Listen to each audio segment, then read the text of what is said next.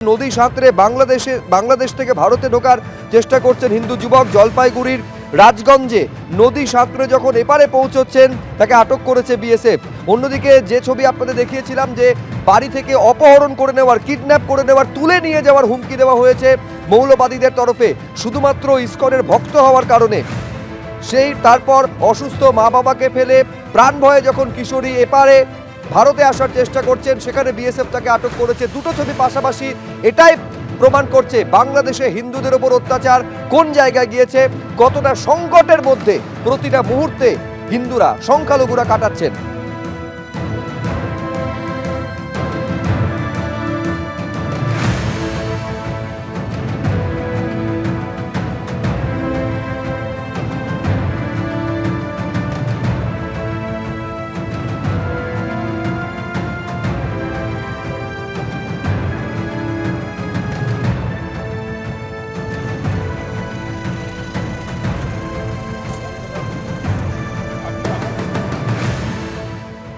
আমাদের হিন্দুদের উপর অনেক টর্চার হচ্ছে, যার কারণে আমি বাংলাদেশ থেকে ইন্ডিয়াতে আসি। কি অত্যাচার হচ্ছিল?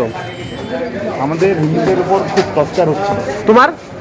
তোমার পরিবারের উপরে টর্চার? তোমাদের কি হুমকি টুমকি দিয়েছে?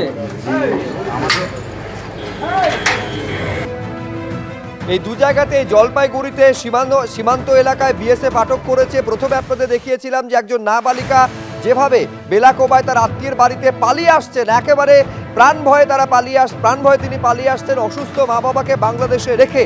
আর এই ছবি আপনাদের সামনে রাখছি যেখানে নদী সাঁতরে জলপাইগুড়িতে পালিয়ে আসার চেষ্টা করছেন, সেখানে মৌলবাদীদের রক্তচক্ষুর সামনে পড়ে হুমকি দিচ্ছে লাগাতার মৌলবাদীরা।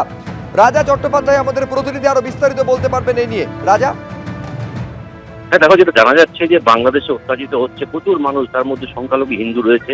যেটা জানা যাচ্ছে উত্তর বাংলাদেশ কট্টরপন্থী মোগলদের তাণ্ডব স্বীকার করতে না পারে তারা কিন্তু পালিয়ে আসছে বিভিন্ন নদী দিয়ে, বিভিন্ন জায়গা দিয়ে, কিন্তু কানাতারে বেড়া টপকে তারা কিন্তু নদী পার করে তারা চলে আসছে।